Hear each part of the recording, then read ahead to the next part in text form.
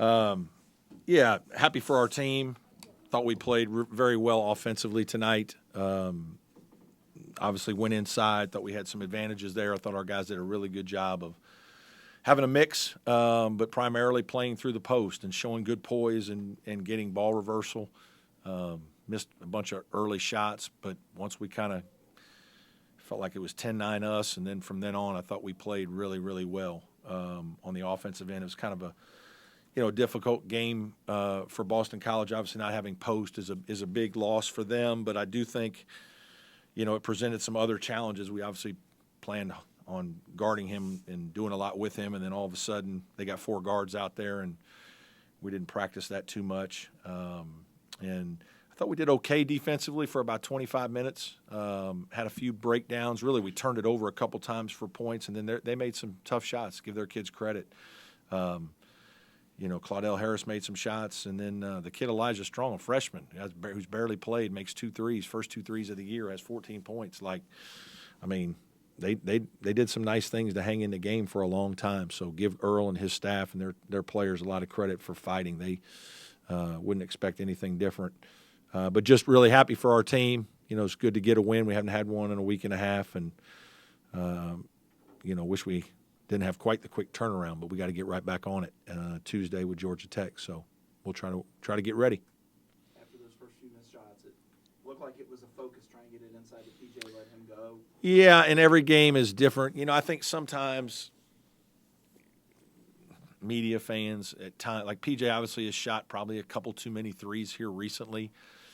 I think some of that is we get behind and, man, I really want to help our team, and he can get a shot off, and so he probably should pass on 1 or 2 and stick with it and reverse it to the next side. But it's it's a guy who's wanting to help and has confidence in himself. I think the thing that we sometimes miss is that RJ and Ian sometimes have really good matchups, and so Ian scoring 15 points or 15 and 16 against Carolina and Virginia Tech, some of that is because PJ's not down there, right? And so we're feeding Ian, and Ian is scoring around the basket. RJ's scoring around the basket. So just having PJ away from the basket is good for us sometimes, and not just when he's making threes.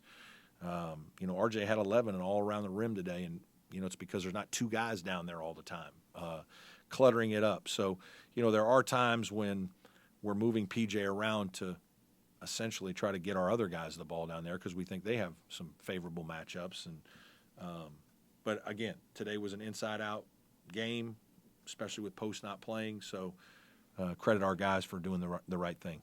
Fred, did you like how you guys responded, not just in the game, but after you guys came back from Virginia Tech? Yeah, it's funny. It's been an interesting. I've obviously watched all the games, a million times in the last 2 weeks, and scouting, and so, can run together. But it's crazy. You can forget. Like, we actually played a pretty good first half against Miami. We had a 6-point lead. We actually had an 8-point lead on the first play. We ran a play, got to PJ, got fouled, made 2 free throws. Obviously, the last about 16 minutes were not good, and the game was, and Miami had a lot to do with it. They made unbelievable shots, and the game got crazy. And we bounced back. It was an unbelievably quick turnaround, and we battled our tails off against North Carolina. I mean, I could not, I was upset with our guys with our second half at Miami. Probably said that on the radio and elsewhere. But I was really proud of our team against Miami. When your guys don't make shots, but our effort, our fight, our defensive intensity. I mean, Carolina's playing as well as anybody right now. And, that was a closer game than 65-55. It was a couple possession game all night, both teams back and forth battling. We just didn't make shots, And what's hard about that is you lose a game like Miami and you've been winning, and then you got to gear back up and you fill your tank up, and then you empty it against North Carolina, give everything you have, and you don't win. And now you got to fill it back up with no guaranteeing of winning. And I talked to my guys about that before Virginia Tech, and we didn't empty our tank. We didn't play as well as or as hard or as well as we needed to against a Virginia Tech team that was very hungry. And, again, we let 2 guys go crazy, and, we got beat. And so that's the one of the 3 that no disrespect to Virginia Tech. It was like we didn't do what we needed to do. And so that one hurt. And that put a little pressure on today to play well. And, it's funny. I actually, instead of watching film, Thursday morning when we got back, we did a life lesson talk on adversity and dealing with adversity for 30 minutes and then did our film stuff in the afternoon at practice. And so, you're as a coach, you're constantly trying to push buttons to get these guys to, learn things from what we're dealing with, bounce back. And I thought that that's what we needed at the time, and it was hopefully good for us. Joe Girard was telling us that he's not fun to be around when he's losing. Yeah. What was it like? What makes him think he's fun to be around any other time? I guess what is he like in the gym? I guess when you got things going right, and how important was it to like that? Yeah, I mean, I pulled Chase and PJ and Joe into the office. I think it was after we lost to Miami, and met with those three together and just said, guys, like, I hope you appreciate what you have here because you guys are our three players that have the ball in your hands the most, take the most shots, and everybody in our program's okay with that. And I said, for example, Chase, your brother Dylan, he plays 20 minutes and takes 2 or 3 shots a game and like never complains. He knows I'm just fighting defensively, do my thing. If I got an open shot, I'll shoot it. But like, my job is to play through these guys. And I said, other guys like RJ, Chauncey, all these guys. And so I said, and that's fun. And you guys get interviewed all the time and go to media day and press writes great things about you. But when you guys play poorly, we probably are going to lose. And so there's responsibility with being the best players. Like, they know that. It's not any earth-shattering thing. But my point was, like, you guys need to work together. Like, you three guys on the court, like, you're even more connected than everybody. Like, you guys are out there the most. You're taking the most shots. The ball's in your hands. You should be communicating the most. You should be – and there are times – and this is the hard part with Joe being new and Chase being a little quiet is getting them to do all of that. Because I said everybody's watching you three, like the coaching staff, the other players. We're reading your body language. How excited are you? How nervous are you? Where's your poise? Where's your fight? And that just goes with the territory of being a good player, and it goes with the territory of being the head coach. Everybody's watching me too. So it's really all four of us have to be connected at all times. And so, we've talked about a lot of those things. They all really care. They all really want to win. They're disappointed in themselves when they don't play well. And so that's hard. Obviously, Joe's been upset because he hadn't played very well. He didn't play very well against Virginia Tech, and he missed some shots against UNC. But, he's too good a player. That's what I told him. You guys are all good players. Like, you're going to have a bad game. It happens. Like, get past it. Like, move on. Let's go. Like, the stuff happens so fast, and there's not that many games left in your guys' careers. You guys want to enjoy this. And so I'm glad. I'm happy for him. Chase didn't score as much tonight, but I thought he was just really solid. It takes discipline to know that, like, PJ and RJ and Ian inside have the advantage. We're going in there a lot, and not to just take wild shots and do things. And, with Chase running the team, I thought he did a really good job of that today. So I'm happy for those three and proud of them, and it's good that they, feel a little bit better about themselves. We got to keep it going with a good performance on Tuesday. Was Jack available at the end? He was available today for the first time. He practiced the last 2 days. He's spot practiced.